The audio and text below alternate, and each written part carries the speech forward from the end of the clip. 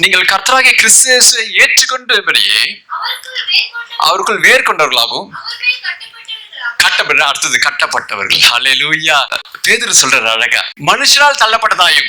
மத்தேயு 26 இயேசு கிறிஸ்து கைது பண்ணி போறாங்க. அவரு கைது பண்ண முடியாது, இவரே ஒப்பு கொடுக்குற நேரம் வந்துச்சு. அப்படி அந்த நேரத்துல பேதுரு வெளியே வந்துட்டாரு வாசகல் மண்டல.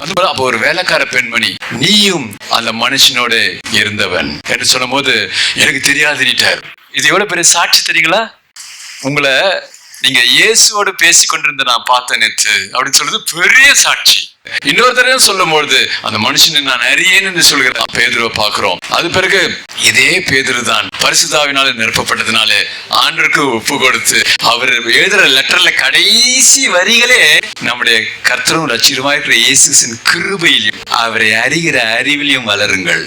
என்னைக்கு பெந்தெகோஸ்தே என்ற நாள்ல பரிசுத்தாவில நிரப்பப்பட்டனோ, பேதுரு தான் எழுந்து நின்று தைரியமாய், ஜீவாதிபதியை நீங்கள் கொலை செய்தீர்கள், தேவன் அவரை உயிரோடு எழுப்பினார், அதற்கு நாங்கள் சாட்சிகளாய் இருக்கிறோம். பேசாதனாலும் பேசுறாங்க, இன்னும் அதிகமாய் தினமும் பேசிக்கொண்டு சந்தோஷப்பட்டு மனமகிழ்ச்சியாய் புறப்பட்டு சென்றார்கள். ஹல்லேலூயா.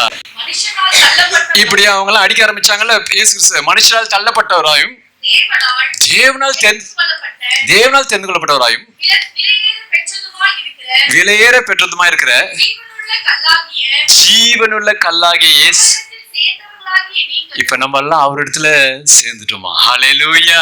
அந்த வேலைக்கார பெண் சொன்னப்பல, நீ அந்த மனுஷனோட இருந்த, நீ நாங்க பார்த்திருக்கிறோம், உன் பேச்சு காட்டி கொடுக்குது, நீ கலிலேன்னு சொல்லி.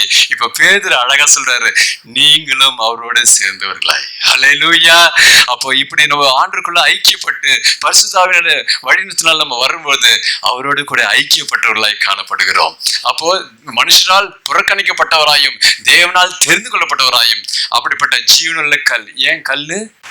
என்னை யாருன்னு பேசிக்கிறாங்க ஊர்ல இயேசு கிறிஸ்து ஒரு நாள் கேட்டாரு சீஷர்களை, அவரை குறித்து என்ன பேச. சில பேர் சொன்னாங்க, சில தீர்க்கதரிசிகள் பேர்கள்லாம் சொன்னாங்க. ஆனா பேதுரு மட்டும் தான், நீர் ஜீவனுள்ள தேவனுடைய குமாரனாகிய கிறிஸ்து என்று சொன்னப்பில்ல. ஹல்லேலூயா.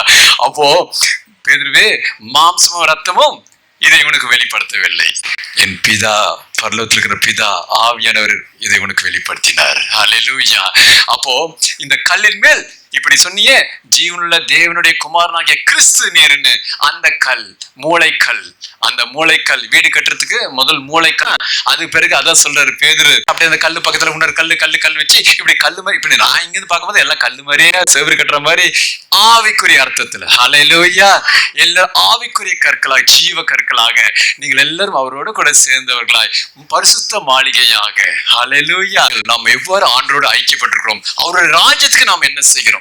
ஆண்டவரே, எனக்காக நீ ரத்தம் சிந்தினீர், எனக்காக ஜீவனே கொடுத்தீரே, உங்களுடைய பேரை சொல்லி நாங்க என்ன செய்யறோம்? உங்களுடைய பேருக்காக நாங்கள் எங்களுடைய சம்பாத்தியத்திலாவது அல்லது என்னுடைய சரீர உழைப்பிலாவது, அதாவது நாங்கள் என்ன செய்கிறோம்? உமக்கென்று நாங்கள் செய்யட்டோம். கர்த்தர் நம்முடைய பிதா. அப்ப அவருடைய ராஜ்யத்தை எழும்பு கட்டுவோம் என்று ஒருத்தர் சொன்னார். அந்த தேவன் உங்களுக்காகவும் மரித்தார், எனக்காகவும் மரித்தார். அப்ப நாம எல்லாரும் சேர்ந்தே அவருடைய ராஜ்யத்தை கட்டுவோம். அதுலதான் அந்த உற்சாகத்தின் ஆவி வருகிறது. கர்த்தர் அந்த உற்சாகத்தின் ஆவி எல்லாரும் சேர்ந்து கர்த்தருடைய நாமத்தை அவருடைய ராஜ்யத்துக்கு நாம் செய்வோம் என்று சொல்லி அந்த மனமகிழ்ச்சி அதனால்தான் வருகிறது.